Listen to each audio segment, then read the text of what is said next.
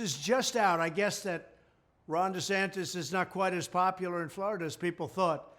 I assume, among other things, that they don't want their Social Security cut or their Medicare cut. Can't do that, Ron.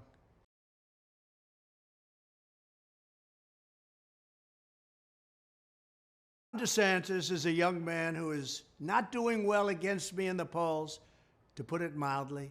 I believe that if he decides to run for president, which will only hurt and somewhat divide the Republican Party, which we don't need, he will lose the cherished and massive MAGA vote and never be able to successfully run for office again. I believe that. If he remains governor, which is what Florida voters assumed he would do, it would be a whole different story. Just saying, but who knows? Thank everybody for the tremendous support you have given me against this assault on our nation. Our once beautiful USA is now a nation in decline. Radical left thugs and insurrectionists have taken over our country and are rapidly destroying it at a level that nobody thought possible.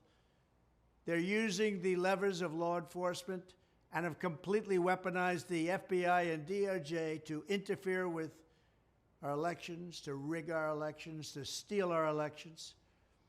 These elections were once sacred.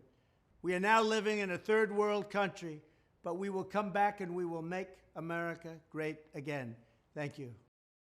When will they be looking at the Biden documents, many of which were brought in from Chinatown and then sent to Boston? Is this why China paid him and Hunter millions and millions of dollars?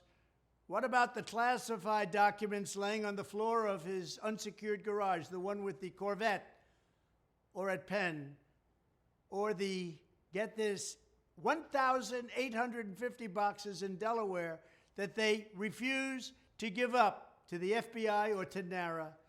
I followed the Presidential Records Act, very important. Joe Biden didn't. He obstructed. I didn't. Trump-hating prosecutor Jack Smith, a lunatic, should go get Biden for what he did. He's very guilty.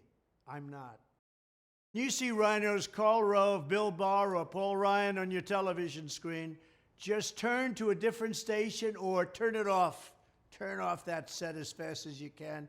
You're frankly better off watching Democrats. They are the worst. Yale District Attorney Alvin Bragg shut down New York City, brought in 38,000 NYPD officers, and will spend an estimated $200 million in New York City funds for something that everybody says isn't even a crime. It's nothing. And yet you have murderers walking all over the street, drug dealers. You have everybody walking all over the street, criminals, violent criminals. $200 million, and it's going to go over absolutely no crime. 80% of the public think that your former president, Donald J. Trump, me, is being treated very unfairly for political reasons and due to the fact that he is leading in all of the polls. 80% of the people agree with that. I say these prosecutorial scams and hoaxes are all about election interference, and Republican leadership must get tough and must be smart, or we're not going to have a country left. Thank you.